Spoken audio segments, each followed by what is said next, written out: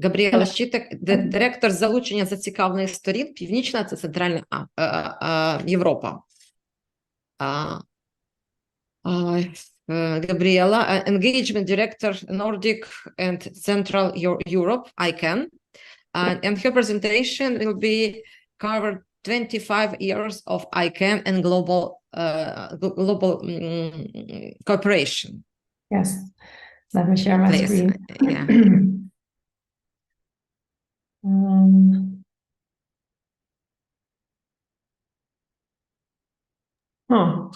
Share screen. My presentation just disappeared. It's funny. So sorry. Wow, no. Yeah, I shared it before, but it sometimes does this. Yeah, sorry, so I will have to find it. Don't worry. So here it is. Let me just... It's a strange day today. Sorry, Gabby. I sympathize. Good luck. I don't know why, but anyway, so here it should be. Do you see it? It's okay, yes, it's okay. Yeah, okay, let me just make it bigger here. Okay, hello everybody. And sorry about this. And also sorry for not speaking Ukrainian. I don't know Ukrainian, unfortunately. So as Svetlana introduced me, I am working for ICANN. I think that most of you will know what ICANN is, so I will not speak about what ICANN is doing.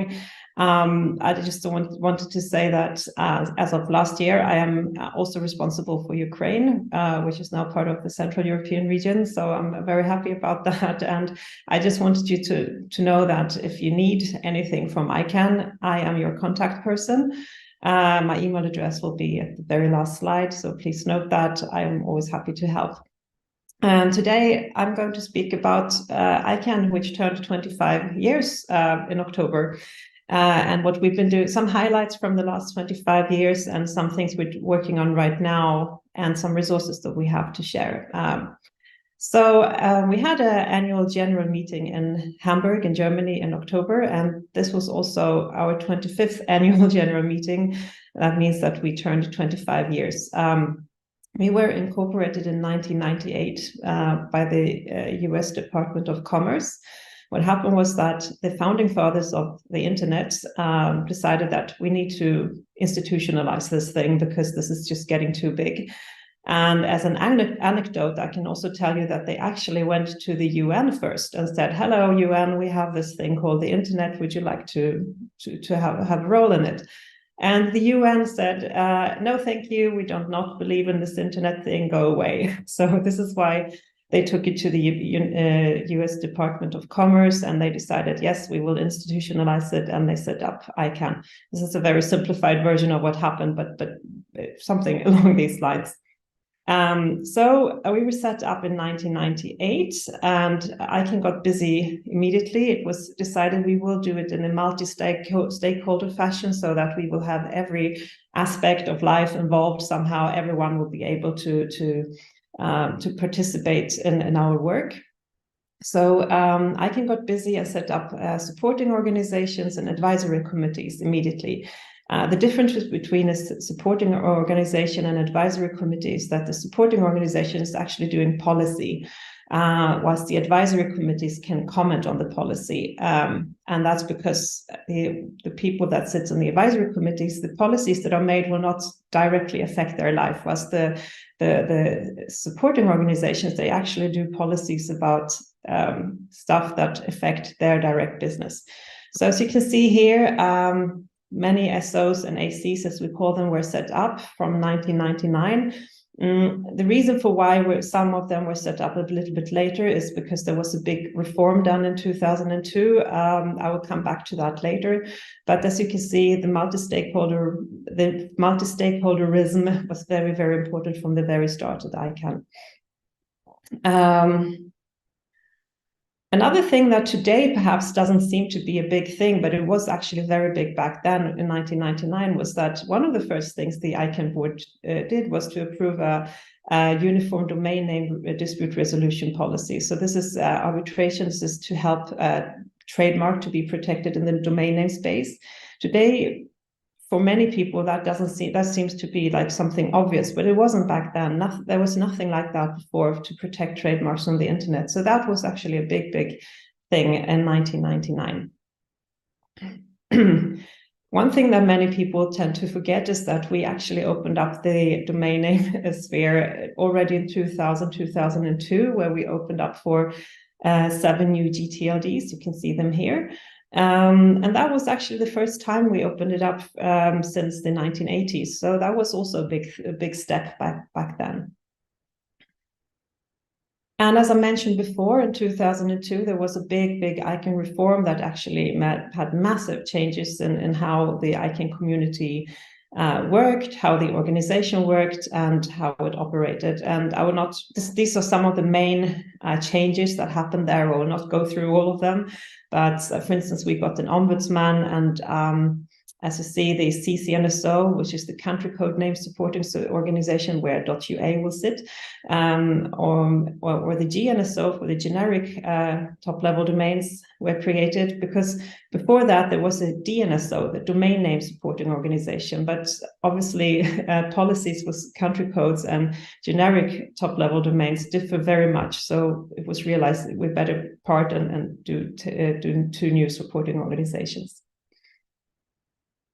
In 2009, 2010, we started to allow for internationalized domain names, such as Cyrillic on the internet. The process was launched in 2009, and all the approvals were done in 2009.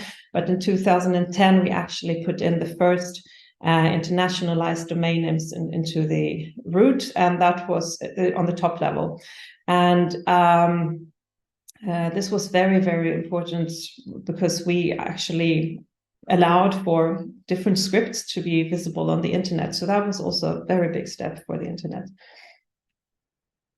In 2010, we also signed DNSSEC in the root zone, which also is very important, because that protects adds safety to the domain name system from the very bottom to the top. So that was an important step for enhancing security.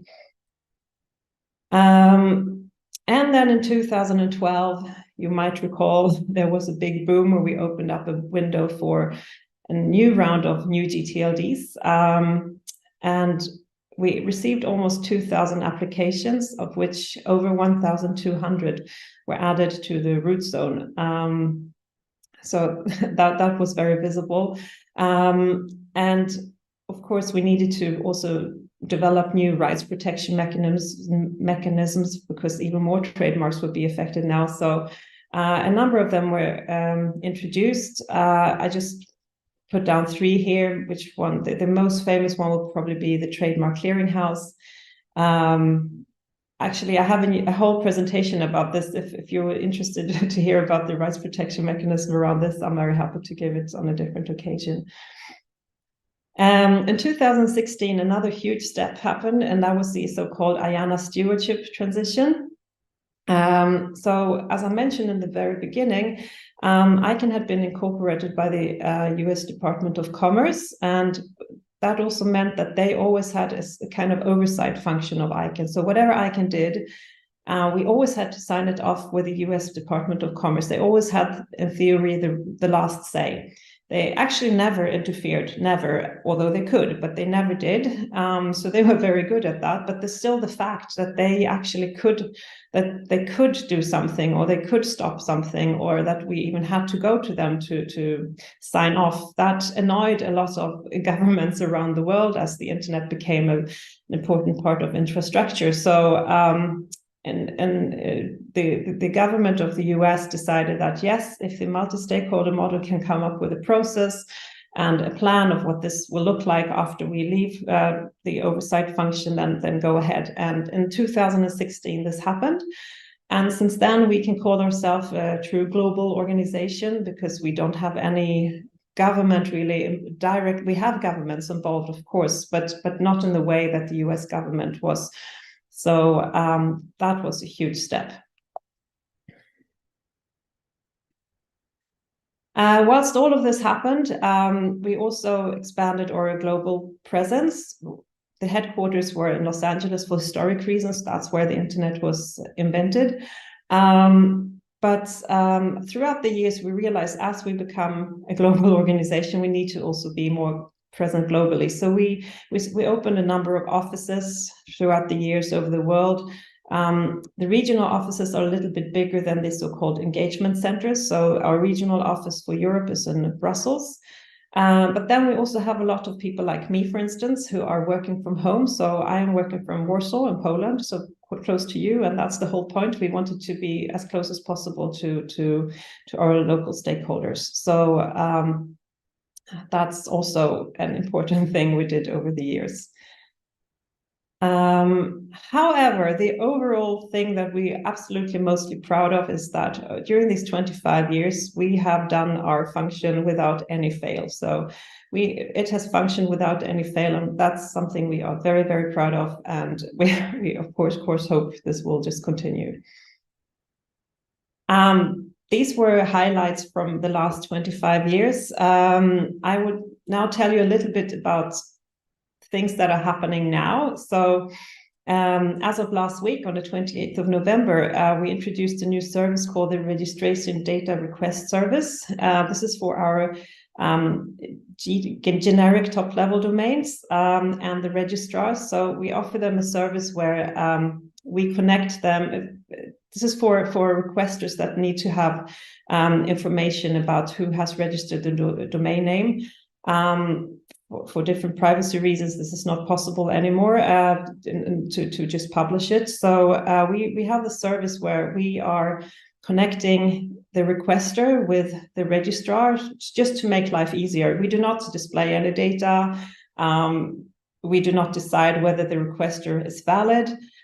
We just have the service to connect registrars with the GTLD requesters with the registrar to find out this information. And this is a service that is totally voluntary for registrars, but we do hope to have many involved. I know that as of last week, I heard that we had 51% of our contracted registrars who had joined the service. We hope there will be many more.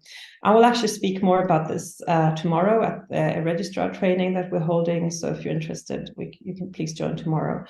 Another thing that's ongoing right now is that we have a voting open for amendments in the registrar and GTLD registry contracts. This is amendment to contracts that were settled in 2013.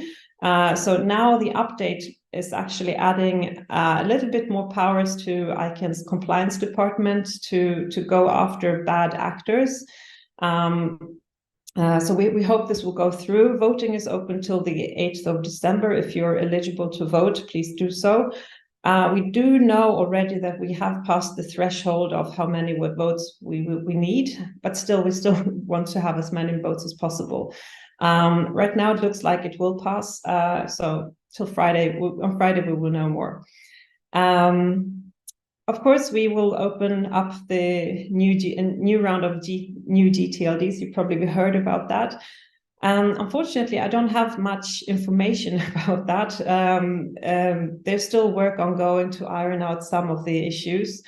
The only thing I know is that the plan is to open it up in April 2026, and we will have a lot of campaigns once we know more. But I'm waiting for more information, as most of you do. So unfortunately, I don't have much to share here. But April 2026 is the date we're aiming for. Another thing I just want to mention briefly is something that we will work on a lot in the next 1.5 years, and this is the so-called WSIS Plus 20 process. This is WSIS stands for World Summit of Information Society, and I guess many of you will know what this is about. 20 years ago, in 2005 in Tunis, there was a meeting organized by the UN where we discussed how the internet will be governed, basically, and 20 years later they will review it. So it's important for us because we, of course, wanted to continue in this multi-stakeholder fashion that we're having today. So this is something we will follow very closely, and if you're following it too, we do hope that you will stand up for ICANN and the multi-stakeholder model. As I mentioned earlier, tomorrow we have a registrar training for Ukrainian registrars or anyone interested, really. Registration is still open, so if you're interested in joining, this is the link. It's going to be at 2 o'clock your time, just for an hour. I will be there. I will speak about current ICANN projects. My colleague Mukesh will be there, who speaks. He will talk about how to become an ICANN accredited registrar. And then Zura will also be there. She's from compliance. She will speak in Russian, which might be easier for you to understand about compliance issues. So if you're interested, please join. I hope to see you there. We also do a registrar training, a face-to-face meeting, and it's going to be a full-day training for registrars in conjunction with the Domain Pulse meeting in Vienna. Domain Pulse is a big event mainly for the German-speaking countries, but people from all around the world actually join very often. So if you happen to be there, please join our registrar training there, and if you're interested, of course. ICANN is also organizing a contracted party summit in spring 2024 in Europe, and I don't know more, unfortunately, about that. I just know it's going to happen in Europe in spring 2024, but please keep your eyes open about information about this. This is my very last slide. I just wanted to mention some of the resources that we have that we could share with you. First of all, we have 3 meetings per year, and we like people to join these meetings in person if possible, but that might not always be possible because it is quite costly. So we have something called the fellowship program, where we pay for the person applicants to come there, to be there. We do a special introductory course so that you know what it's all about. There is a fellowship program open right now for the Rwanda meeting in June. Unfortunately, you can only apply for that one if you have already had a fellowship program once. You can have it 3 times at the most, but there's a rule for the June meeting always that you already have to have the introductory course. So, but if you have, please go to the ICANN website. There's information on how you can apply. We also have something called the Next Gen program. It's aiming at students, but it's only if the ICANN meeting is in Europe that you can apply from Europe. So, and there's nothing upcoming now, so I'm not going into too much detail. I just wanted you to know that it's there. We also provide free trainings on different topics like DNSSEC. If you're interested in introducing DNSSEC, for instance, we have different levels of training. If you need a full-blown training, we can do it for several days. Or we can do it just a few hours. It's really up to you, but we can tailor it to your needs. But this is the free training that we do have. We also have trainings for universal acceptance for Java developers or for emails exchanges. And that's so that all the systems will accept the new scripts, the new GTLDs, or the new scripts, for instance, Cyrillic. So if you're interested in that, please contact me. Another upcoming thing is a grant program that we will start announcing it more widely in January. This is money that comes from the new GTLD auction proceeds. So as mentioned, we have this new GTLD program opening in 2012. If we had more than one applicant for a top level domain, it went to an auction. And the money that we received in that auction, well, we couldn't touch it because we're not for profit, but we put it in a fund, and we asked the multi-stakeholder community, what should we do with it? And it took over 10 years, but now we know what to do with it. The multi-stakeholder community decided you should do a grant program where you can apply for projects. Also, I'm going to speak about this a little bit more tomorrow. So please join if you're interested, but there will be much more information about this coming from in January. Otherwise, maybe you'd be interested in applying for it.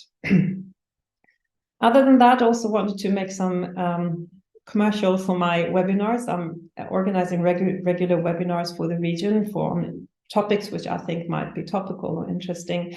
I have put a link here where you can go and see all the the webinars we already had and upcoming webinars, and everyone is welcome to join. I hope that you will.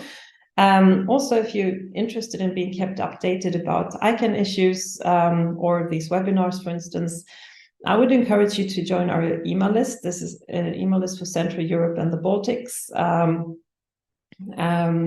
which I'm running. And if you're interested in joining, you can either email the email address that I put in the slides, and it will automatically make you join, or you can email me. And this is my email address here. You can email me for any questions you have, really. But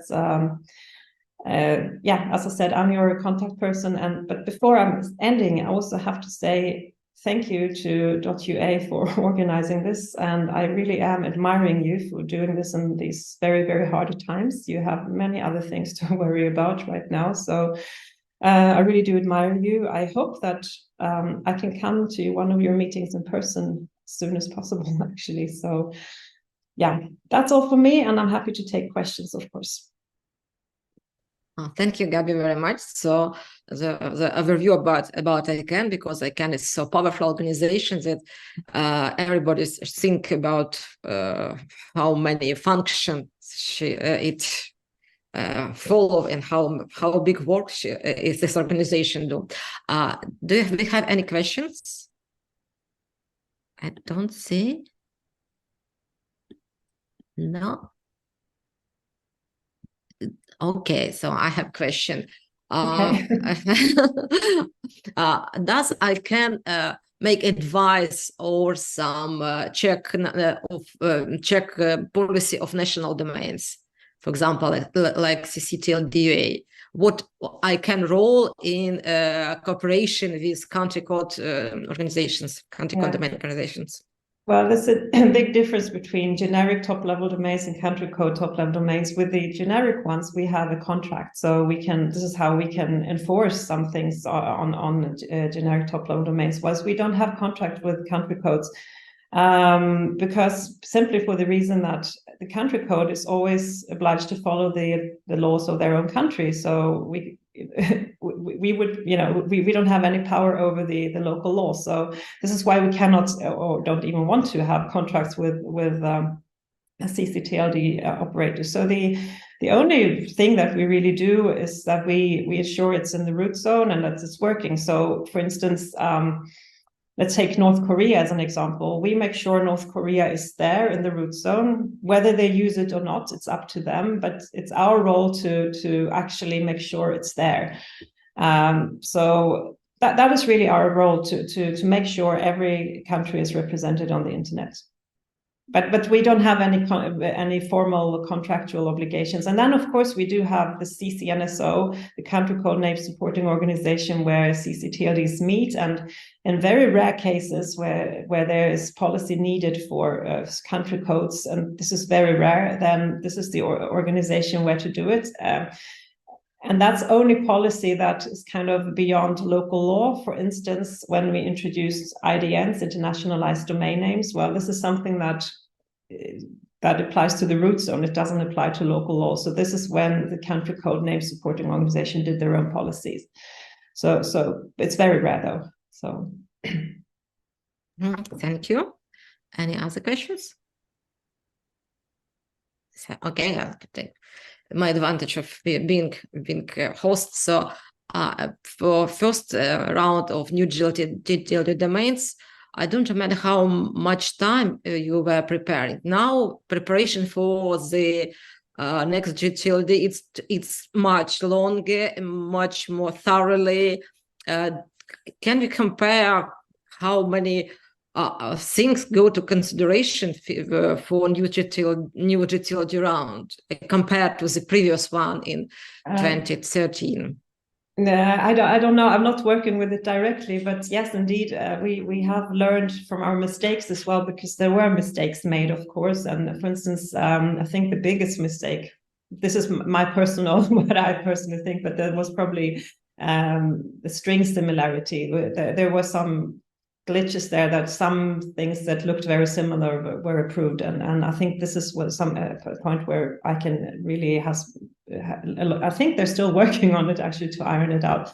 But there were several things we had to review everything, and that takes time. So everything was reviewed. We put in even more secure processes and so on. So yes, it takes time. It also takes time to develop all the the infrastructure to add more names and so on. But yeah, it's a lot of review processes. I don't know exact numbers though, because I'm not the one working on it. So thank you very much.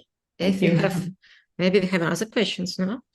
So thank you, Gabriella, for coming, and I hope so one day I'll welcome you in Kyiv. Thank you.